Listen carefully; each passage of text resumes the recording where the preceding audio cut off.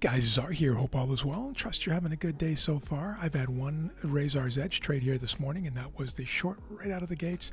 And now we've had this big drop, kind of a lockout sell-off here into this martini glass that you see here. Having some fun with my group here this morning. But now we had this nice orderly pullback of a good chunk of that impulse wave down. Let me just pull out my fib tool that I don't use myself, but I know many of you do. We're at 618 right there. That's if you measure from this last impulse drive down. You can also measure it from this piece here, which is still in a kill zone between 50 and 618. And then of course you can take it all the way from the very beginning of the New York session where that drive really began, and we can see that we just tapped right to a tick on the 50%. I'm going to delete this now, guys, and this is again for those who like to use the Fibonacci ratios. Then that's what you have there. Looking for a sell here, guys, right here. I know it seems early, but we are pretty extended now on that move. I'm going to use a 40-point stop. And that might seem fairly random to you, but it has everything to do with size and proportion of this move that we've already had based on what I showed you there on the fibs. I'm not looking for a massive sell-off here. Could absolutely happen, but that's not what I want in my trade or what I need. I just need this little piece right here.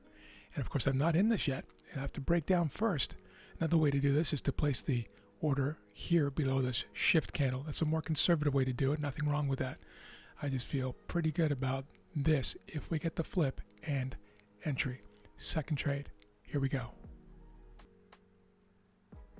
Here's the context, guys. Obviously very bearish here on the daily chart. We have broken, of course, yesterday's low and many days low, about 10 or 12 days, I believe, at least. And we drove all the way down into this martini glass, which was a zone here from, it goes back many days, all the way back to July 1st, and then rejected quite violently, as you can see here, but on the lower time frame also quite orderly. And that's what I'm showing you here. As we pull back, we get the bullish moving average configuration, but then waning momentum. And of course I'm not just entering because it happens to be up, right? That's the key here. I'm looking for this structure to be broken to the downside. It's a micro structure. It's not an important structure. But in the context of what we're seeing here, the fib pullbacks, how many traders and algos watch those after an impulse, and so on and so forth, the overall story is down, down, down, orderly pullback, pulling back on the bow, right? So shooting the arrow, pulling back slowly on the bow for a potential release. We don't know if the bow's been released yet unless we break beyond here, or down here, as I mentioned, is a more conservative entry. And I'm in, guys, and I'm in short the NASDAQ, and now it's the waiting game. This might not take long at all.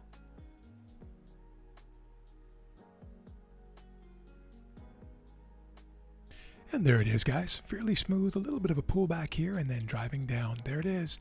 It's a trend continuation trade. Second Razor's Edge trade for the day, 11:06. I'm likely done for the morning and possibly done for the day.